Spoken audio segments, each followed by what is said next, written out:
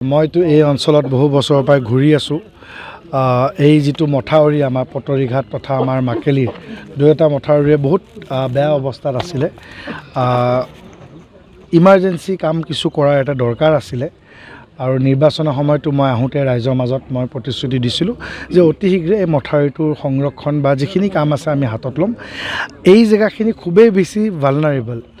এইখিনিতে আগতে মানুহো ঢুকাইছে, মৃত্যু মুখত পৰিছে আৰু ৰাইজ এই অঞ্চললৈ গ'লে খুব এটা শংকাত পাৰ হ'বলৈ লাগে। ৰাতি গাড়ী ঘোঁৰা আহিলে, ই ৰিক্সা চাইকেল মটৰ গাড়ী গ'লে খুব এটা শংকাত এই অঞ্চলটো পাৰ হৈ যাবলৈ লাগে। সেইকাৰণে যাতে অঞ্চলটোত যাতে ৰাস্তাটোত এটা আমি প্ৰটেকশ্যন ল'ব পাৰোঁ, এটা প্ৰটেকশ্যন লৈছে বিভাগীয় কৰ্তৃপক্ষক। ইতিমধ্যে মই বহিছিলোঁ তেখেতসকলৰ লগত আৰু মই বহাৰ পিছত আমি কথা পাতি আমি এটা সিদ্ধান্ত লৈছিলোঁ যে তেখেতসকলে ইমাৰ্জেঞ্চি বেচিছত মথাউৰিটোৰ প্ৰটেকশ্যনৰ কাৰণে যাতে সোঁতটো যাতে ডাইভাৰ্ট হয়, পৰ্কিউপাইন, জিঅ' বেগ আৰু এটা পাৰ্মানেণ্ট প্ৰজেক্ট তেখেতসকলে ল'ব। পৰ্কিউপাইন আৰু জিঅ' বেগটো তেখেতসকলে কৰি দিলে আমি দেখাই পাইছোঁ যে পানীটো ইতিমধ্যে ডাইভাৰ্ট হৈ গৈছে আৰু পানীটো ডাইভাৰ্ট হোৱা মানে মথাউৰিটো হিট নকৰে, তাৰমানে ৰাস্তাটোৰ প্ৰতি আৰু ভাবুকি নাই।